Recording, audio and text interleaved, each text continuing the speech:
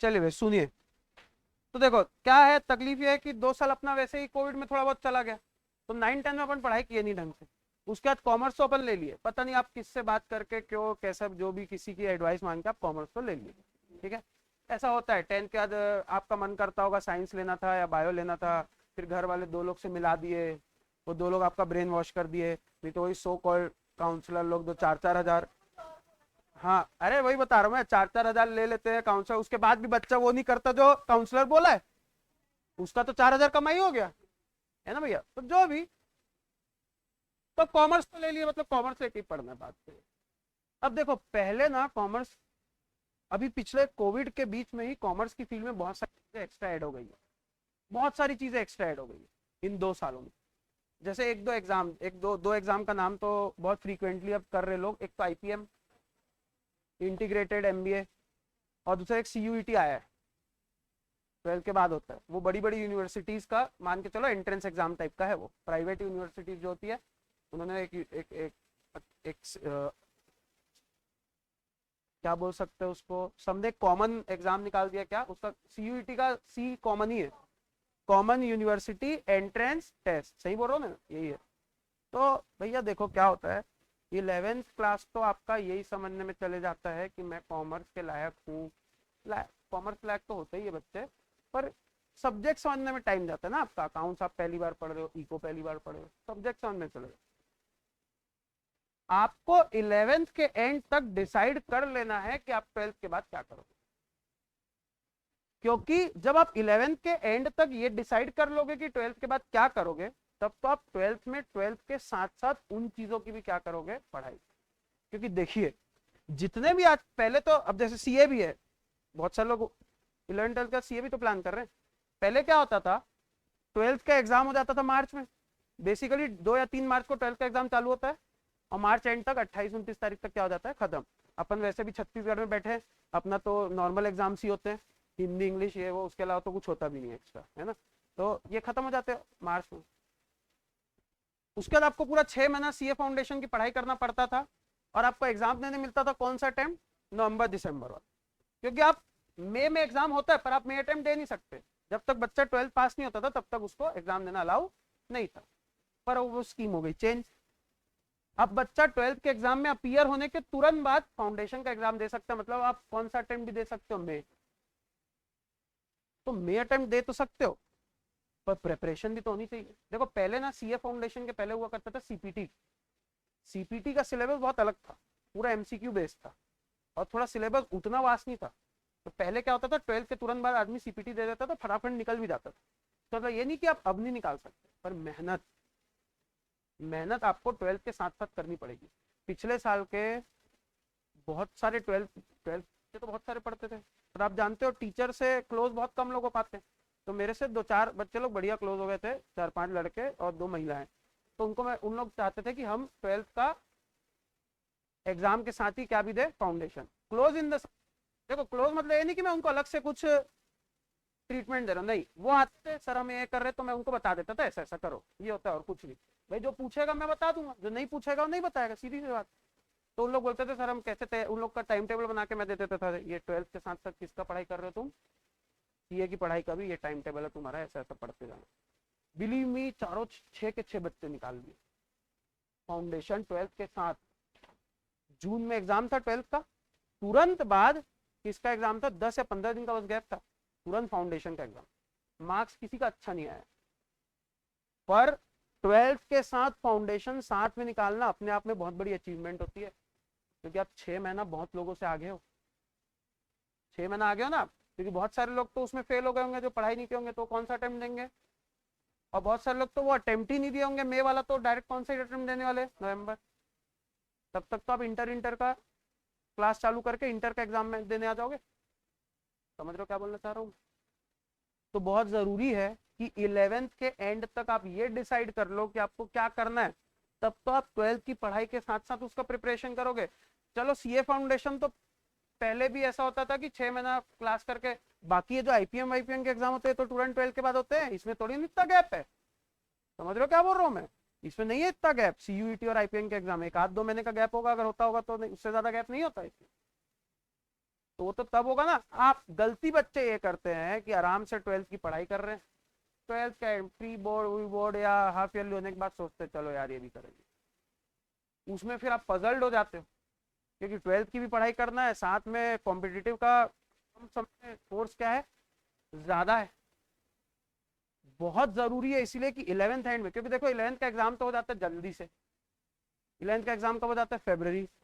12th की पढ़ाई मार्च में चालू हो जाएगी। जैसे अब मैं तुमको बताऊं ना 12th की बात बहुत बढ़िया चल रही, 12th का हो सकता है अगर ज्यादा छुट्टी नहीं मिले तो अक्टूबर में ही कोर्स कंप्लीट हो जाएगा, सो तो मैथ्स का भी, मैथ्स का कोर्स बहुत वास्ट है, फिर भी क्योंकि मार्च से पढ़ रहे हैं एक्स्ट्रा ये सब मिला के अक्टूबर में कोर्स खत्म, क्योंकि 11th का एग्जाम तो फरवरी में हो जाएगा। अब मार्च अप्रैल, अप्रैल में स्कूल भी लगती है तो अब घूमने भी नहीं जाते, तो मार्च अप्रैल पूरा अपन क्लासेस लगवा देते, और उसके तो उस समय 2 महीना और बिना मार्च और अप्रैल और महीना बिना छुट्टी का महीना अपने देश का, उसमें कोई त्योहार नहीं पड़ता, होली पड़ता है 2 दिन का बाद, इस बार त्योहार ज्यादा रहते। तो भैया बहुत जरूरी है कि आप 11th का एंड, आप 11th का रिजल्ट, जैसे आपने एग्जाम दिया ना 11th का एग्जाम, रिजल्ट भी जल्दी आ जाता है, फरवरी एंड तक आएगा, तो जो बीच का समय उसमें तो आप क्लास चालू करोगे नहीं 12th की, आप वेट करोगे 11th का रिजल्ट का, तो जो बीच का समय 10-20 दिन जो भी घूमने फिरने जाओ वो तो अलग बात है, वो तो जाना है, वो जाते ही आदमी फ्रेश होने के लिए, उसमें आपका सबसे बड़ा काम होना चाहिए कि आप ये डिसाइड कर लो कि मैं 12th के बाद क्या करूँ,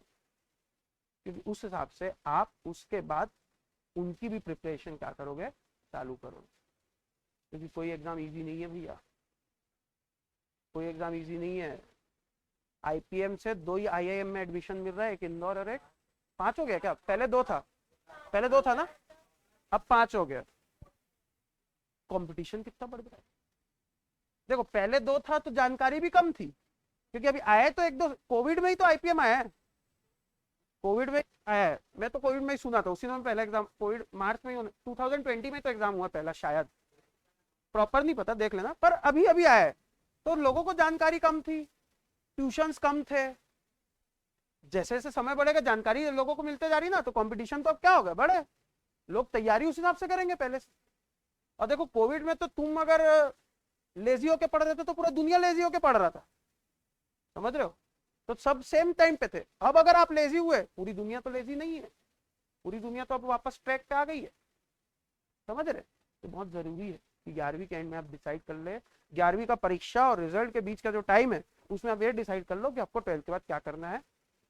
जो भी एग्जाम देना है, चाहे सीए, हम तो सीए प्रमोट करेंगे, हमारी कोचिंग में क्योंकि सीए पढ़ाया जाता है हम तो बट फिर भी, पर ये आपके ऊपर, आप डिसाइड कर लो भैया क्या करना है, शायद CUE2 भी हम चालू करने वाले, हाँ लिखा है ना वहाँ पे, लिखा है मैं पढ़ाऊंगा एक आध सब्जेक्ट शायद, तो भैया अरे देखेंगे तब का तब, तो भैया आप डिसाइड, देखो डिसाइड करोगे तब प्रॉपर, क्योंकि देखो आपको 12th के साथ साथ दूसरे में भी टाइम देना, आप चाहोगे दोनों में मार्क्स अच्छा है, तो सोचो अगर आप मार्च से प्रिपेयर करना चालू करोगे तो अगले मार्च में एग्जाम होगा, मतलब पूरा का पूरा कितना साल है आपके पास, 1 साल, तो एकदम ठंडे दिमाग से सीरियसली सोचो, एक साथ बहुत टाइम होता है 12th के साथ साथ एक कोई कॉम्पिटिटिव एग्जाम निकालने, बहुत, एक साल तक 365 दिन, 12th का एग्जाम तो अगर आप सिर्फ क्लास भी अच्छे से अटेंड किए हो, उसके बाद आखिरी में देखो, अब अगर मैं बोल रहा हूँ अक्टूबर में क्या कंप्लीट हो जा रहा है कोर्स, इसका मतलब कि अपने यहाँ कोचिंग में ऐसा नहीं होता कि कोर्स कंप्लीट हुआ मतलब छुट्टी, रिवीजन, रोज क्लासेस, मतलब आपको मिनिमम से मिनिमम 3 महीने का तो क्या मिल रहा है, मतलब 12th में तो नंबर ला ही सकता है, इतना होने के बाद क्लास में अच्छे से नॉर्मली पढ़ लिए, के बाद रिवीजन में आ गए, मॉक टेस्ट वगैरह, मतलब 12th में तो नंबर आ गया, आपको घर पे पर्सनली तैयारी करना है कॉम्पिटिटिव एग्जाम की, तो सोचा ना पूरा मार्च से मार्च तक है आपके पास, आराम से मार्च से मार्च तक मैं बोलता हूँ 6-6 महीना बांट दो, ऐसे नहीं बात ना प्रॉपर, मैं जस्ट एक डिवीजन बता रहा हूँ कि 6-6 महीना बांट दिए, 6 महीना आपने 12th की तैयारी की और 6 महीना आपने किसकी तैयारी की, कॉम्पिटिटिव, प्रॉपर ऐसे 6 महीना नहीं, समझ रहे ना क्या बोल रहा हूँ, दिन को बांट दो कि दिन में 2 घंटा मैं ये पढ़ूंगा, 2 घंटा मैं ये पढ़ूंगा, ऐसा टाइप से फॉर एग्जाम, तब आप, और यार लोग निकाल रहे हैं, कोई इम्पॉसिबल टास्क, पिछले साल के बच्चों का जो मैं एग्जाम्पल दिख रहा हूँ तो साले कोविड वाले बच्चे थे, आधी ऑनलाइन क्लास हुई है, आधी ये हुई, आधी वो हुई, उसके बाद निकाल लिए, तो आप तो पूरा फेस टू फेस वाले बच्चे, बिल्कुल निकाला जा सकता है, डिपेंड, प्लानिंग, प्लान पहले से कर लिया जाए, और भाई देखो अभी आप छुट्टी, मैं गुस्सा करता हूँ छुट्टी मार रहे हैं, ये कर, अब देखो साले छुट्टी मार रहे हो। 12th में आप अगर सीरियस हो गए, एक साल कम छुट्टी मारोगे तो अच्छा कुछ करियर बन जाएगा, सीधी सी बात, और कुछ नहीं। मैं इसलिए तो अभी बीच में बोल रहा था ना, लोग वो फास्ट फास्ट कर रहे हैं ये वो, आप 11th में कर लो ना, आपको जितना घूमना है जो करना है सब। 12th में पूरा पढ़ाई में ध्यान दो ना यार, पूरा पढ़ाई में ध्यान दो 12th, क्योंकि 12th के तुरंत बाद आपका करियर ओरिएंटेड वाला चीज आ जाता है। 12th के तुरंत बाद आपको वो चीज फेस करना है जिसपे आपका क्या टिका हुआ है, पूरा करियर। तो उस टाइम पे घूमने जाओ जब सब घूमने जा रहे हैं, जिसके कारण क्लास वास मिस ना हो। नहीं तो क्या होता है, लोग लंबा चौड़ा फिर घूम रहे फिर रहे, कर रहे वो कर रहे, एक साल के लिए थोड़ा अवॉइड कर लो, कुछ नहीं होता। तो बहुत, या फिर टाइमली जाओ, टाइमली देखो, टाइमली भी प्लानिंग की जा सकती है। जैसे अभी अपन राखी वाले वीकेंड में लंबी छुट्टी दे दिए थे, तो लंबा वीकेंड तो पहले से हम लोग इन्फॉर्म कर देते हैं। मैंने राखी वाली छुट्टी एक महीने पहले से बता दी थी, तो लंबा वीकेंड तो हम भी पहले से बता देते, तब आप वो सब प्लान करो। बहुत जरूरी है कि 11th के एंड में आपका पूरा माइंड क्लियर हो जाना चाहिए कि आप 12th में क्या करोगे। आपका माइंड मतलब पेरेंट्स से डिस्कस करके, क्योंकि पेरेंट्स लोग का भी इन्वॉल्वमेंट रहता ही है,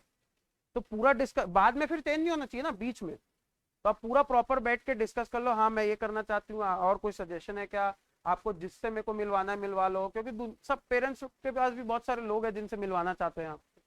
तो पूरा आप देख लीजिए और डिसाइड कर लो एट द एंड कि मेरे को ये करना है, अब मैं इसकी तैयारी क्या कर दूंगा, चालू कर दूंगा, ताकि आप बाकी लोग से जो प्रॉपर प्लानिंग से काम नहीं किए उनसे तो आप आगे रहोगे ना यार। और आज की डेट में गाइस टाइम बहुत इंपॉर्टेंट, 6 महीना साल भर आगे होना बहुत बड़ी बात हो जाती है, बहुत बड़ी बात हो जाती है। सोचो कोई बंदा 25 साल में सीए बन रहा है, 22 साल में बन गया सीए, कितना फर्क है, बहुत फर्क है। क्योंकि आप जितने यंग रहोगे उतना ज्यादा आपका माइंड ज्यादा चलेगा। यंग यंग रह के आप जल्दी कुछ बन गए तो आप माइंड ज्यादा चलेगा, तो आप मतलब फ्यूचर में आपकी ग्रोथ के ज्यादा चांसेस है। 25 साल का सीए और 22 साल के सीए में बहुत फर्क होता है। 22 साल का सीए ज्यादा फ्रेशली, एक कॉमन बात हो रही है, ज्यादा फ्रेशली चीजों को सोच सकते हैं, ज्यादा एक्टिवली सोच सकते हैं। वही 25 से अबाव का थोड़ा तो है, तो भाई 3 साल ओल्डर, और अपना दिमाग ओल्ड होते साथ क्या होते जाता है। तो साइंटिफिकली प्रूव्ड है, बच्चा सबसे जल्दी सीखता है कुछ भी चीज, क्योंकि सबसे फ्रेश माइंडेड रहता है वो। और जैसे जैसे माइंड ग्रो होते जाता है उसकी सीखने की क्षमता क्या होती जाती है, थोड़ी थोड़ी कम हो जाती है। समझ लिया, तो बहुत जरूरी। और कुछ अब पूछ लो, कुछ पूछना, ये तो मैं बोलना था, कुछ पूछना है तो पूछ लो। कैमरा एंड आईपीएस खड़ा होगा।